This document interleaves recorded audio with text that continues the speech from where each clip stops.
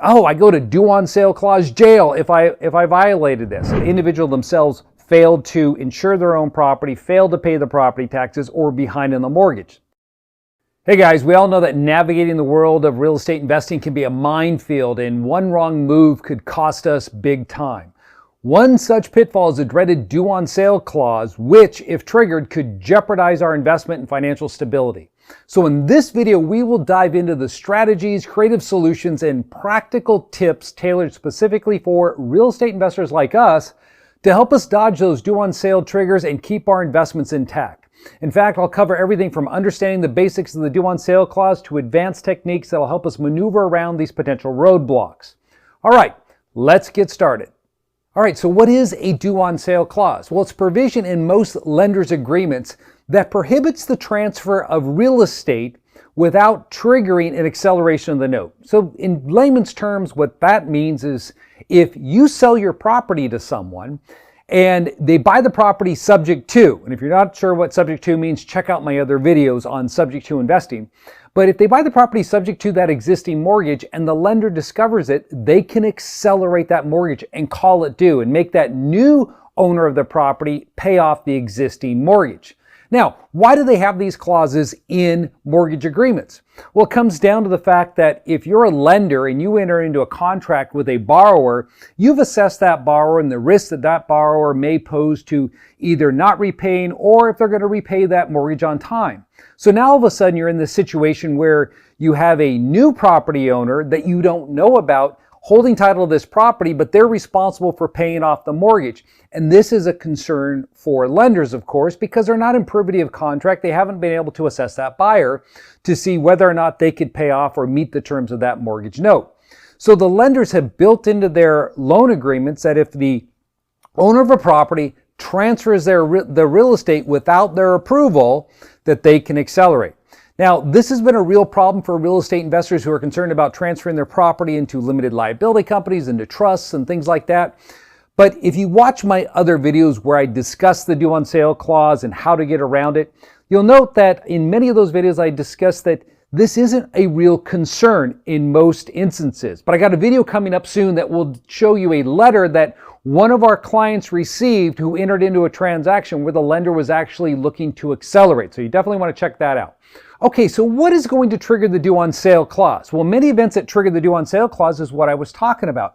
That if you enter into a contract to sell your property to someone, or if you're buying the property subject to an existing mortgage, if you transfer your property into a limited liability company, or you transfer it into trust, all of these types of transfers could potentially trigger the due on sale clause. Even entering into a lease option agreement, if the lender discovers it, this can trigger the due on sale clause and allow them to accelerate the note. Now, given that the lender can accelerate the note, what are some common exemptions to the due on sale clause? Well, the most notable exemption is going to be the Garn-St. Germain Depository Act of 1982, which in fact limited the enforceability of the due on sale clause. Because back then in 1982, lenders, because of high interest rates, similar to what we're in right now, were accelerating mortgages on individual borrowers that had transferred their properties into living trust for estate planning purposes or between family members.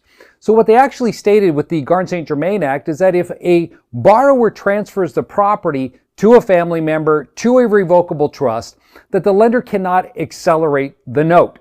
Now, the rules have since been changed with Freddie Fannie lenders now. If your mortgage is underwritten by Freddie or Fannie, in point of fact that their underwriting guidelines allows borrowers to transfer title to real estate into a limited liability company without risk of acceleration. Now, this only applies to residential real estate that is held for investment purposes. If you bought the house and you're treating it as your primary residence, you can still do it, but you have to wait a year before they can accelerate. So what's going to happen if a lender discovers that you violated the due on sale clause?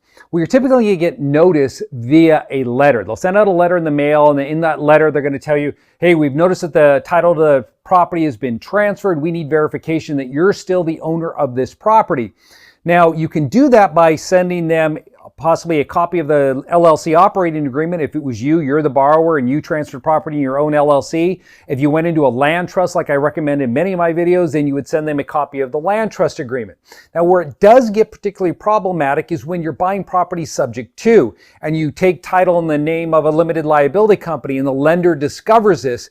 Then you're going to have a problem where you have to actually attest that the seller, the person you bought the property from, is still residing in the property. And that is actually an issue that we're dealing with right now for one of our clients, and it's going to be part of an upcoming video that if you're buying property subject to, you definitely, as I stated earlier, want to be able to watch. So be on the lookout for that.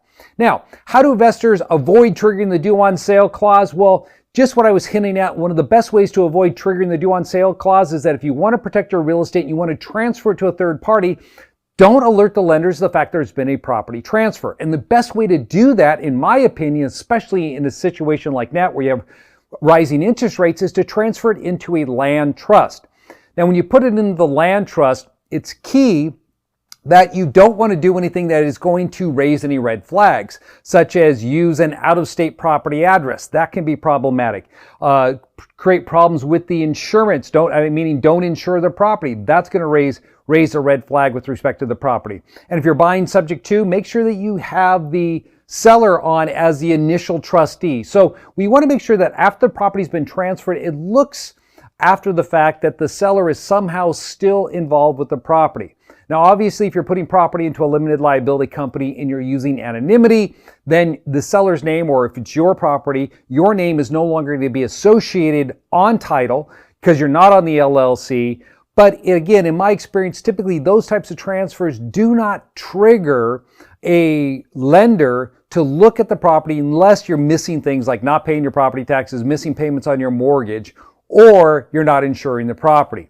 So what are the legal implications if you violate the due on sale clause? Because there's a lot of information out there where people think, oh, I go to due on sale clause jail if I violated this. Well, it's really not that big a deal from the standpoint is it's not going to destroy your credit. It's not going to send you to jail. What's going to happen is you're going to be asked to either refi or pay off the loan if they discover it. So now you have to decide if you want to engage in either one of those options. Another option many times that is provided to you is to just put the title back into your name. There's been several instances where we work with clients over the year where the lender actually found out about a property transfer into an entity and they stated that it violated the due on sale clause.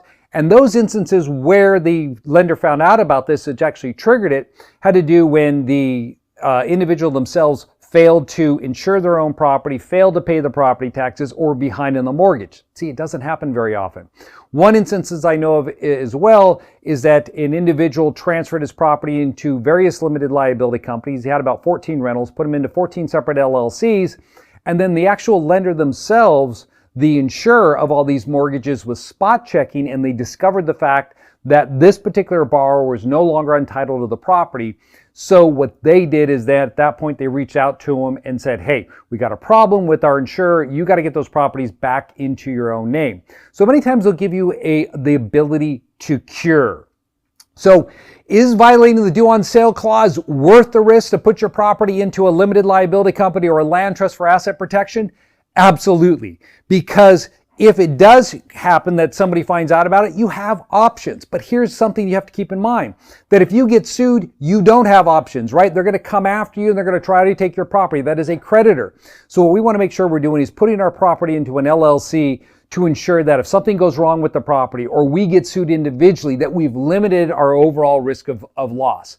That is why I think it is imperative that little things like that, the due on sale clause, should not become big issues in your investing and stop you from putting together plans that will actually protect you in the event of a lawsuit.